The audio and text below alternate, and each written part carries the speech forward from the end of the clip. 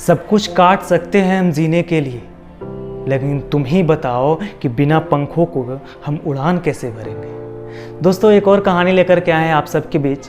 एक बार की बात है, गिद्ध की एक बहुत बड़ी टोली समुंदर के बीच एक टापू मतलब आयरलैंड पे गई। वहाँ पे जाने के बाद उन्होंने देखा कि यहाँ पे तो मेढक, मछलियाँ सब कुछ है। यहाँ पे जानवर और जान की कुछ खतरा ही नहीं है। वहाँ पे देखने के बाद वो बहुत सारे यंगस्टर गिद्ध थे जो ये कहने लगे कि यार यहाँ तो ज़िंदगी एकदम मस्त कटेगी, यहाँ किसी चीज़ की टेंशन नहीं है, यहाँ किसी चीज़ की दिक्कत नहीं है, खाओ पियो एकदम मस्त रहो। वहीं पे एक बुज़ुर्ग गिद्ध था जो इनकी बातों को सुन रहा था उधर बैठ करके। वो आया गिद्ध और आकर के बोला कि ठीक है, तुम सब जो कह रहे हो ना एकदम ठीक है, यहाँ किसी चीज़ की दिक्कत नहीं है, किसी जानवर की खतरा भी नहीं है, लेकिन यहाँ रहने से हम अपनी काबिलियत को भूल सकते हैं, हम अपना अस्तित्व को भूल सकते हैं, हम वो शिकार करने की ताकत को भूल सकते हैं जो हमारे पास है। हमारे पंजे कमज़ोर हो जाएंगे हम ऐसे कंफर्ट जोन में रहते रहते। यहाँ उसकी बातें ना यंगस्टर को अच्छे नहीं लगी कि यार आप ना अपने ज़माने की बात कर रहे हो। मतलब कौन चाहता है कि इतनी सुविधाएं यहाँ पे मौजूद है, खाने पीने की चीज़ें मौजूद है, यहाँ पे किसी चीज़ का ख़तरा नहीं है, और आप चाह रहे हैं कि हम जा कर के बाहर देश में स्ट्रगल करें, बाहर जाके स्ट्रगल करें, चैलेंजेस एक्सेप्ट करें। ऐसा कौन चाहता है, ज़रा बताओ आप। वो गिद्ध बोले कि आपको जाना है ना, आप जाओ, हम नहीं जा रहे। बुज़ुर्ग गिद्ध वहाँ से उड़ करके निकल गए, उस टोली को छोड़ करके, उस टापू को छोड़ करके निकल गए।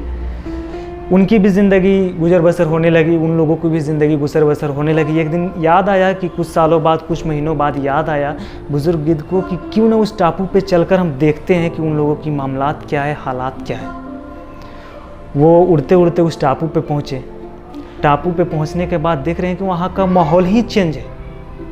कई गिद्ध मरे पड़े हैं, कई लंगड़े हैं, लूले हैं, कई गिद्ध रो रहे हैं, कई गिद्ध झुलसे हुए हैं।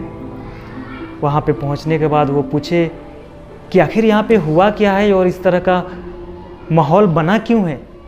वहाँ पे एक यंगस्टर गिद्ध आया और कहा कि आपने जो कहा था वो सच हुआ।